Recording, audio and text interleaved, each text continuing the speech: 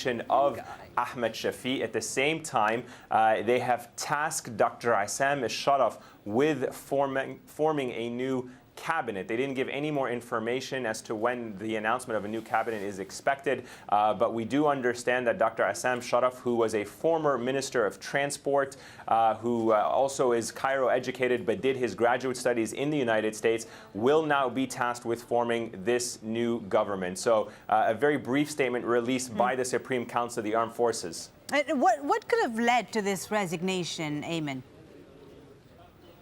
Well, there's no doubt that since the departure or the resignation of former President Hosni Mubarak, Ahmed Shafiq and a few others have been really in the crosshairs of the protesters because they have been demanding his resignation and really all former elements of the previous regime to step down from power. Now, Ahmed Shafiq was certainly always seen as a very close confidant of President Hosni Mubarak. He served under him for many years as the civil aviation minister, and when he was appointed prime minister, he was appointed prime minister by the former President Hosni Mubarak himself. So many people felt that indeed he was a close ally of the former president, and they since then have been demanding for him to step down.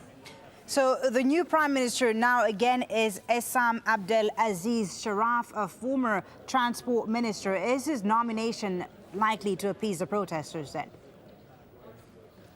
Well, it's going to really depend. There's no doubt that as the former transport minister, he did serve under President Hosni Mubarak. It's nearly impossible to find any former ministers who did not serve under the president over the past 30 years. What's going to really be interesting is in the coming hours when we hear the reactions from some of the revolutionary movements and perhaps others that may have been involved in demanding the ousting of the current Prime Minister, Ahmed Shafiq, whether or not this name was even bounced around. Now, it's important to keep in mind that many of these revolutionary movements, such as the January 25th movement and perhaps some of the other opposition parties that have been in touch with the military, may have been told the name prior, because some of the indication that we've been getting is that, in fact, they were told several days ago that a new cabinet can be expected. So certainly they had been given some insight that the Supreme Council of the Armed Forces was considering a new cabinet.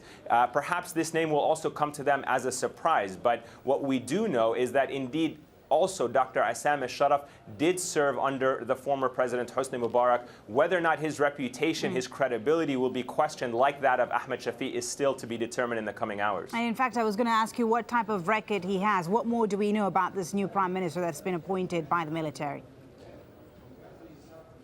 Well, as we know, Dr. Issam al-Sharaf, a well-respected civil engineer here. He studied at Cairo University, one of Egypt's most prestigious universities.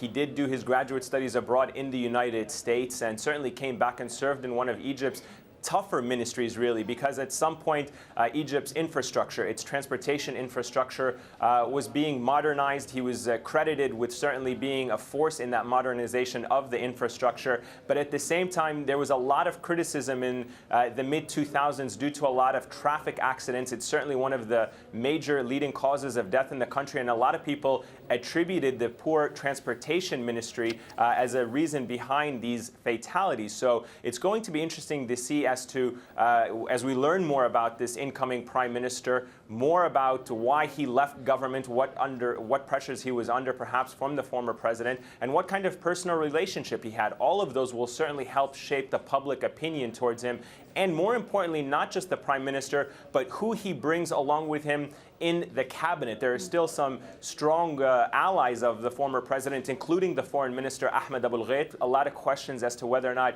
he will continue to serve as Egypt's chief diplomat, and as well a few others that certainly have been subject of a lot of the protests' criticism.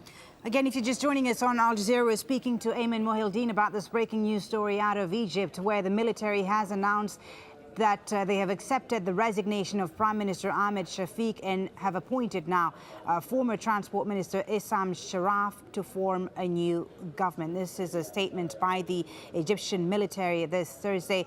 Ayman, certainly the military has been very keen to show that they're committed to breaking ties with the old regime since President Hosni Mubarak stepped down. But are the people who had been protesting in Tahrir Square, are they satisfied with the pace of reform?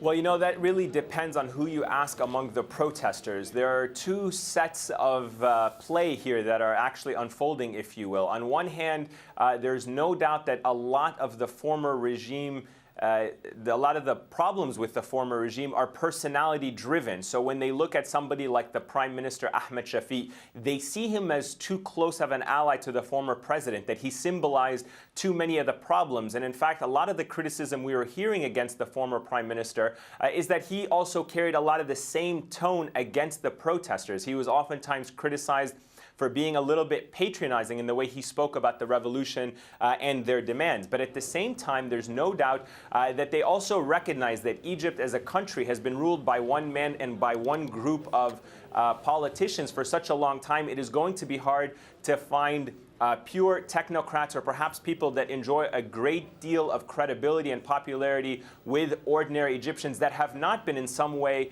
at some point under the presidency of Hosni Mubarak. So again, I think at this particular stage, there's going to be some type of applause that the Supreme Council of the Armed Forces recognized the demands of the protesters once again, and as we know that they've accepted the resignation, we don't know if the Supreme Council actually asked him to resign or whether simply that it was up to him to resign and they accepted it. But the point is, the Supreme Council is once again responding to one of the main demands of the protesters, and that in itself will certainly be welcome news.